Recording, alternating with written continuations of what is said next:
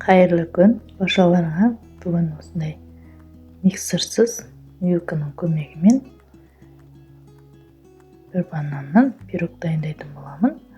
Алдымен бананымызды осылай езіп аламыз.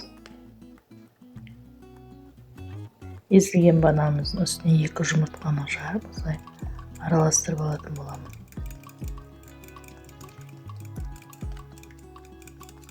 Араластырып алғаннан кейін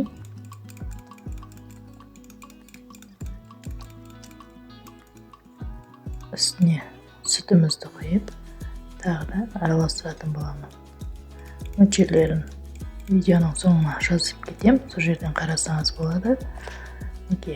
Осылай араластырып аламыз.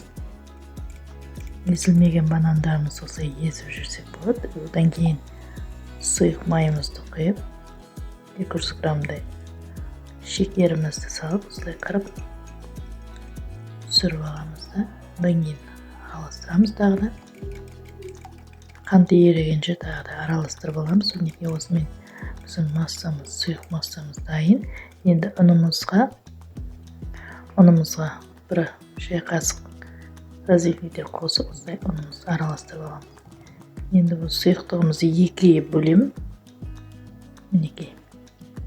Енді бұның бір бөлігіне осылай ас қасық какао салып, осыны жақсылап араластырып алатын боламын.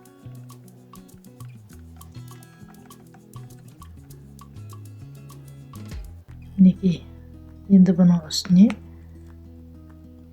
қажетінше ұнды қосып, осылай қамыр илеп аламын.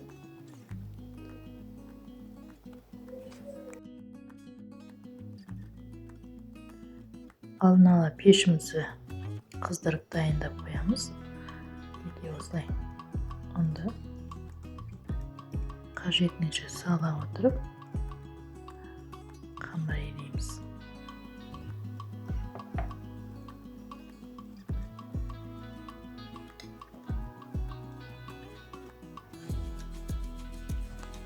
Енді дайын болған қамырымызды осылай бесімізге салып жайып шығамыз. Одан кейін жаңағы екінші алып қойған сұйықтығымызды дайындаймыз. Жаңағы алып қойған ұнымызды енді осының үстіне салып, осылай қамыр илеп аламыз. Жақсылап қамыр илеп алып, енді бұны үстіне салып, жақсылап қырып салып, осылай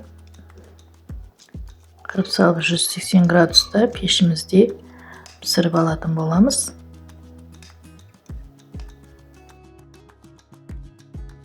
Біздің пирогымыз дайын. Енді пышақпен кесіп, осыны астын үстіне қаратып, осылай әсемдеп қойдым. Осылай сіз де жасап көріңіз.